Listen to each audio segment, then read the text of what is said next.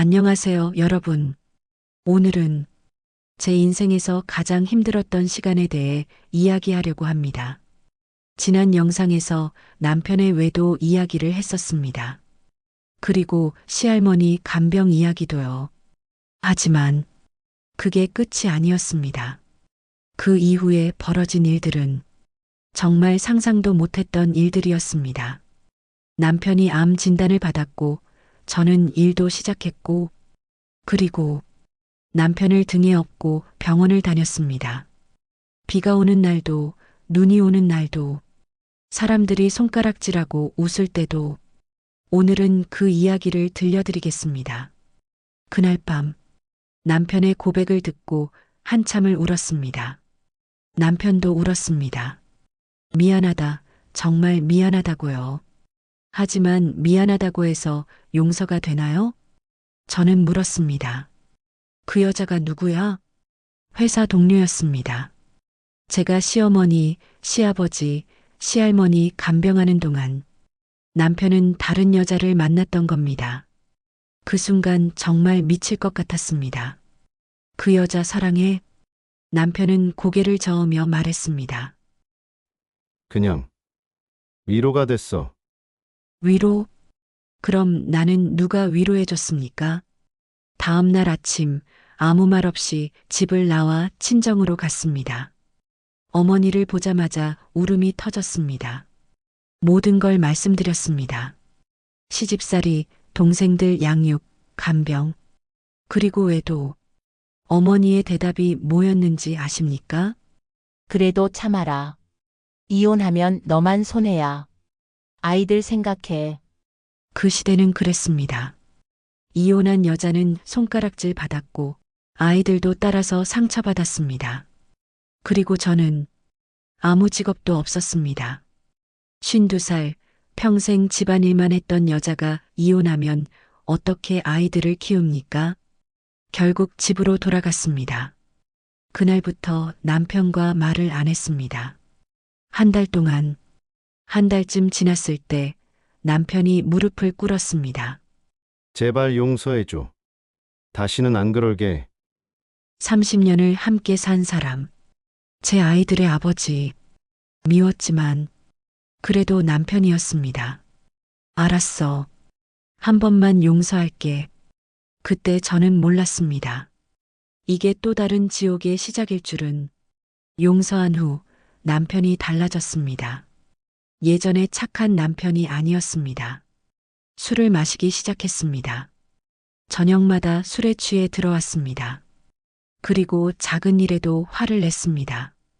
어느 날 밤이었습니다. 밥은 차려놨어. 혼자 먹어. 뭐? 지금 나한테 대드는 거야? 대드는 게 아니라 지겨워서 그래. 남편이 제 팔을 붙잡았습니다. 지금 뭐라고 했어? 나 아파. 남편이 저를 밀었습니다. 벽에 부딪혔습니다.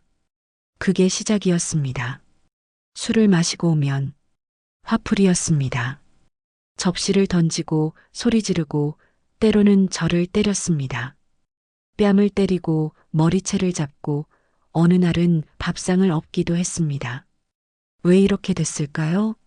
착했던 그 사람이 아마도 자기 인생이 꼬인 게 제 탓이라고 생각했나 봅니다. 대학도 못 나오고 아버지한테 인정도 못 받고 재산도 못 받고 그 모든 게 저 때문이라고. 어느 날 밤 남편이 또 술에 취해 왔습니다. 저를 때리기 시작했습니다. 그만해. 제발. 그때 방문이 열렸습니다. 고등학생이던 아들이 뛰어나왔습니다. 아빠, 그만하세요. 남편이 멈칫하더니 비틀거리며 방으로 들어갔습니다. 아들이 저를 부축했습니다. 엄마, 괜찮아요? 억지로 웃으며 말했습니다. 응, 괜찮아. 하지만 아들의 눈에 눈물이 고여 있는 걸 봤습니다. 그날 밤, 제가 제일 미안했던 건 아이들이 다 봤다는 겁니다.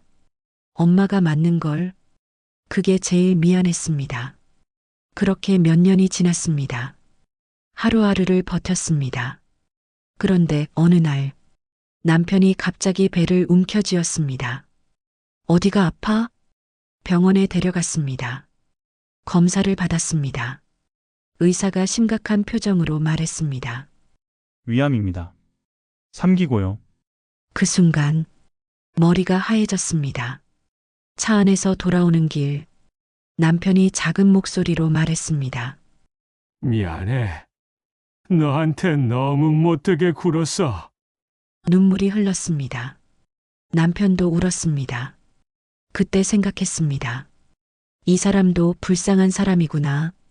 평생 아버지한테 인정받지 못하고 집안에서 무시당하고 그러다 병까지 걸리고 미웠지만 그래도 남편이었습니다. 40년을 함께 산 사람. 제 아이들의 아버지.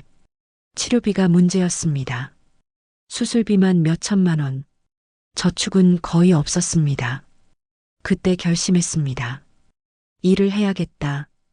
다음 날부터 일자리를 알아봤습니다. 60세, 아무 기술도 없는 여자. 할 수 있는 일이 뭐가 있을까요? 결국 동생을 찾아갔습니다. 동생은 경기도 여주에서 도자기 공장을 하고 있었습니다. 거기에서 저는 매장을 관리하고 도자기를 판매하는 일을 했습니다. 힘들었지만 버텼습니다. 남편 치료비를 벌어야 했으니까요. 2개월 후 남편 수술이 있었습니다. 수술은 성공했습니다. 하지만 이제부터가 진짜 싸움이었습니다. 항암 치료. 남편이 너무 힘들어했습니다. 토하고 아파하고 머리카락이 빠지기 시작했습니다. 몸무게도 10kg나 빠졌습니다. 사람이 말라가는 게 눈에 보였습니다.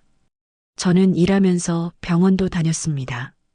아침 6시에 일하러 가고 점심시간에 병원 가서 남편 밥 먹이고 저녁 9시에 일 끝나면 다시 병원 가고 밤 11시에 집에 돌아와서 집안일 챙기고 새벽 1시에 자고 5시에 일어나고 그런 생활이 6개월 계속됐습니다. 가장 힘들었던 건 병원 가는 일이었습니다. 저는 운전을 못했습니다. 배울 기회도 여유도 없었습니다. 그래서 버스를 타고 병원에 갔는데 항암 후유증으로 남편이 걷지를 못했습니다. 다리에 힘이 없어서요. 처음에는 택시를 탔습니다. 하지만 돈이 너무 많이 들었습니다. 치료비도 부족한데 그래서 생각했습니다. 내가 업고 가면 되겠다. 어느 날이었습니다. 병원에 가야 하는 날, 버스 정류장까지 갔는데 남편이 비틀거렸습니다. 하지만 남편이 쓰러질 것 같았습니다. 버스는 오지 않고 택시도 없고 여보, 내 등에 타. 뭐, 업어줄게. 타. 안 돼. 무거워. 괜찮아. 타. 남편을 등에 업었습니다. 무거웠습니다. 남편이 많이 말랐지만 그래도 성인 남자였으니까요. 하지만 갈 수밖에 없었습니다. 한 걸음, 두 걸음, 천천히 걸었습니다. 허리가 끊어질 것 같았습니다. 무릎이 떨렸습니다. 하지만 멈추지 않았습니다.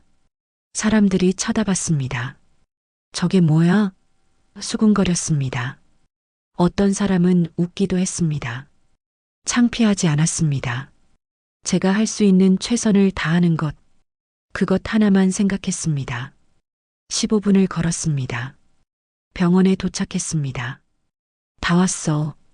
남편을 내려놨습니다. 남편이 울고 있었습니다. 미안해. 정말 미안해. 고마워. 너무 고마워. 저도 울었습니다. 두 사람이 병원 입구에서 울었습니다. 그게 처음이 아니었습니다. 그날부터 남편을 등에 업고 병원을 다녔습니다. 일주일에 3번, 매번 20분씩 걸었습니다. 비가 오는 날도, 눈이 오는 날도, 허리가 아파도, 무릎이 떨려도 계속 걸었습니다. 사람들은 계속 쳐다봤습니다. 손가락질하고 웃고 수군거렸습니다. 하지만 상관없었습니다. 남편을 살려야 했으니까요. 어느 날 비가 오는 날이었습니다. 남편을 업고 가는데 미끄러졌습니다. 둘이 넘어졌습니다. 여보, 괜찮아? 남편이 저를 부축했습니다. 나보다 당신을 걱정해야지. 괜찮아. 일어나자. 다시 남편을 업었습니다. 비를 맞으며 걸었습니다. 병원에 도착했을 때는 둘 다 흠뻑 젖어 있었습니다. 항암 치료가 6개월 계속됐습니다.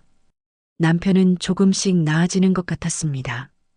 의사 선생님도 잘 버티고 계신다고 하셨습니다. 희망이 보이는 것 같았습니다. 하지만 항암이 끝나고 한 달 후 검사를 받았는데 암이 전이됐습니다. 간으로 폐로.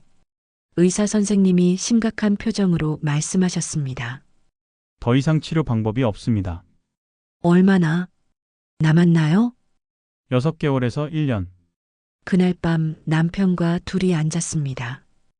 여보, 고마웠어. 무슨 소리야? 아직 안 끝났어. 남편이 고개를 저었습니다. 알아. 얼마 안 남았어. 그런 말 하지 마. 남편이 제 손을 잡았습니다.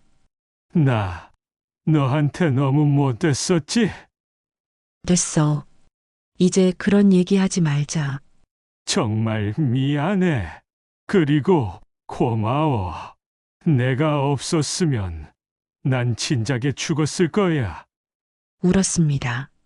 남편도 울었습니다. 두 사람이 한참을 울었습니다. 그 후 6개월, 남편은 집에서 요양했습니다. 저는 계속 일을 했습니다. 돈이 필요했으니까요. 어느 날 밤이었습니다.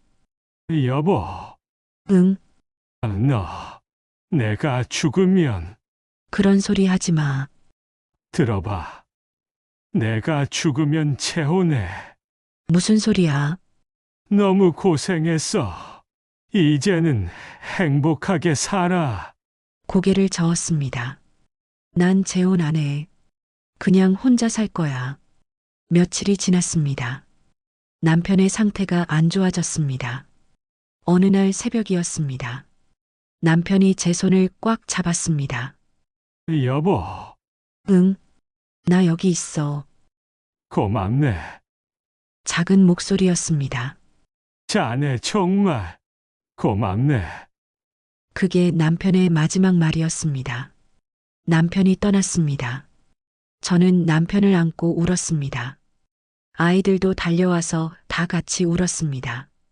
그렇게 남편을 보냈습니다. 하지만 그 순간 알았습니다.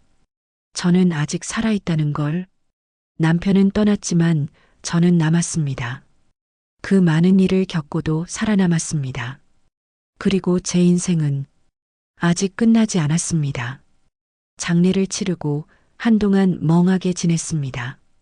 하지만 아이들이 있었습니다. 살아야 했습니다. 그리고 생각했습니다. 이제 나를 위해 살아보자. 여러분, 저는 지금 75입니다. 남편이 떠난 지 14년이 지났습니다.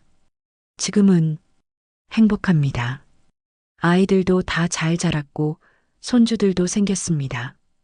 여전히 도자기 매장에서 일을 하고 있고 제 힘으로 살아가고 있습니다. 돌이켜보면 정말 힘든 시간이었습니다. 하지만 그 시간들이 저를 강하게 만들었습니다. 삶은 때로 너무 가혹했지만 그 안에서도 저는 사랑을 배웠습니다. 누군가를 미워했던 마음이 결국은 용서와 연민이 되었으니까요. 그리고 이제 저는 저 자신을 사랑하는 법을 배우고 있습니다. 혹시 지금 힘든 시간을 보내고 계신 분이 있다면 이 이야기를 들려드리고 싶었습니다. 아무리 힘들어도 시간은 흐릅니다. 그리고 그 시간이 지나면 다시 웃을 수 있습니다. 오늘의 이야기를 들어주셔서 감사합니다.